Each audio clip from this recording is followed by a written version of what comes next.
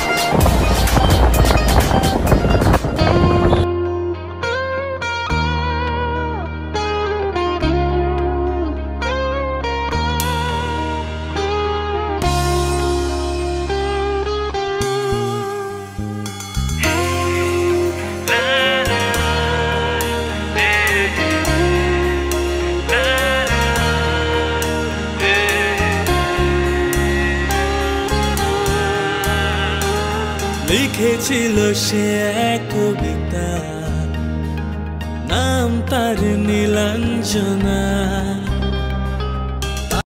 Alright guys, so right now আমরা আছি পাটোটেক বিচে and Patuartek beach Cox's Bazar one of the famous beach and just দেখো কত বেশি সুন্দর। নিচে দেখতে পাচ্ছ এটাই হতেছে পাটোটেক বিচ। আমি এদিকে আসছিলাম আরো 2 বছর আগে, তখন এদিকে পাথরগুলো অনেক বড় বড় ছিল, বিচে যাইতে অনেক বেশি কষ্ট হইতো, যেটা একটু আগে নানি বললো যে নিচে নামতে অনেক কষ্ট হইতো, বাট এখন একটু পাথরগুলো ছোট ছোট হয়েছে আর একটু গুছগাছ হয়ে গেছে।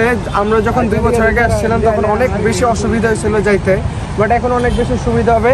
অ্যান্ড এটা হইতেছে সানসেটের টাইম অ্যান্ড সানসেটের সময় এই বিচটা অনেক বেশি সুন্দর লাগে। তো চলো কিছু সিনেমেটিক ফুটেজেস দেই তোমাদের, লেটস গো। আর সেই প্রেমের ভাষা চিরদিন ছিল অচেনা,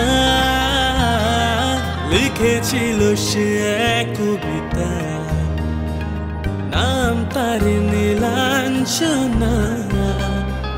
তার সেই প্রেমের ভাষা চিরদিন ছিল অচেনা, সে যে প্রদীপের শিখা ছিল, সে যে জীবনে এক আশা ছিল, সে যে পূর্ণিমা। অলরেডি গাইস, তোমরা তো সিনেমেটিক ফুটেজেস দেখলা যে পাটোটেক বিচটা কত বেশি সুন্দর।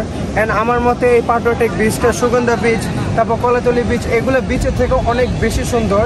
অ্যান্ড পাটোটেক বিচের পরে আসে হলো ইনানি বিচ, মানে মারিন ড্রাইভ রাস্তার শুরুতে আসে ইনানি বিচ। ইনানি বিচ হচ্ছে হলো পাথরের বিচ, বড় বড় পাথর আছে। অ্যান্ড তারপর আসে হলো পাটোটেক বিচ। অ্যান্ড মারিন ড্রাইভ রোডটা এত বেশি সুন্দর, মানে আমার one of the favourite road হইতেছে হলো মারিন ড্রাইভ রোড, অনেক বেশি সুন্দর। অ্যান্ড এই রোডটা হচ্ছে 80 কিলোমিটারের লম্বা একটা রোড। তোমরা বুঝতে পারতেছো একটা রোড যেটা 80 কিলোমিটার লম্বা, ওয়ান ওয়ে রোড। অ্যান্ড এটাই হইতেছে মারিন ড্রাইভ রোড। অ্যান্ড মারিন ড্রাইভের রোডের মধ্যেই এই সব বিচ পড়ে, যেমন পাটোটেক বিচ, সুগন্ধা বিচ, তারপর আরও যত সব বিচ আছে। তো বেশি কথা বাড়াবো না, চলো একটু এনজয় করি। তোমরা ভিডিও দেখে এনজয় করো, আমি একটু এনজয় করি। অ্যান্ড এই সানসেটটা তোমরা উপভোগ করো, আমি উপভোগ করি, বিকজ এই সানসেটটা খুব বেশি সুন্দর। অ্যান্ড বাংলাদেশ অ্যাকচুয়ালি অনেক বেশি সুন্দর, খালি ওইরকমভাবে ঘুরতে হবে, তাহলেই বোঝা যায় যে নিজের দেশটা কত বেশি সুন্দর। সো লেটস ছিল সে যে ভালোবাসার গান ছিল, সে ছিল বড়ই আনমনা, আর ছিল আমার কল্পনা আলপনা। সে ছিল বড়ই আনমনা, আর ছিল আমার কল্পনা আলপনা।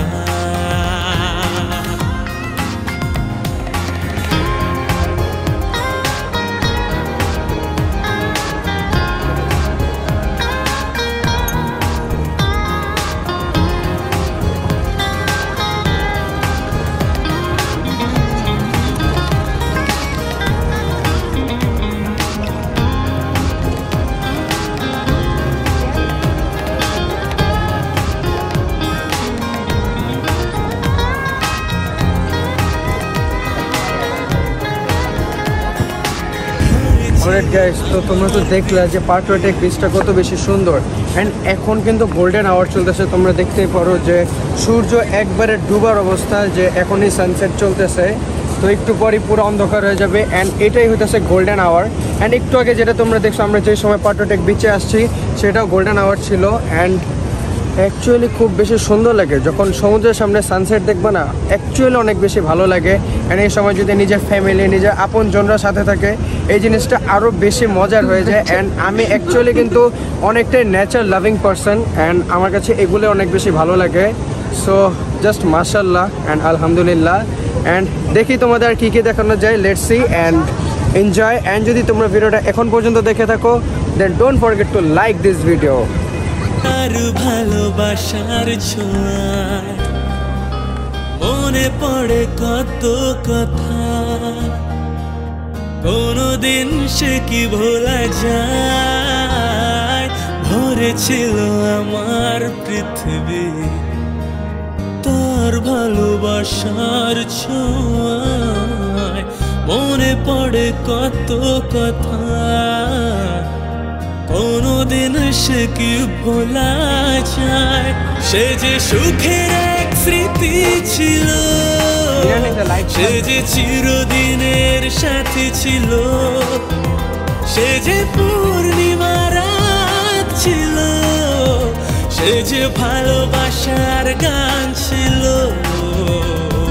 সে ছিল বড়ই আনমনা আর ছিল আমার কল্পনা আলপনা।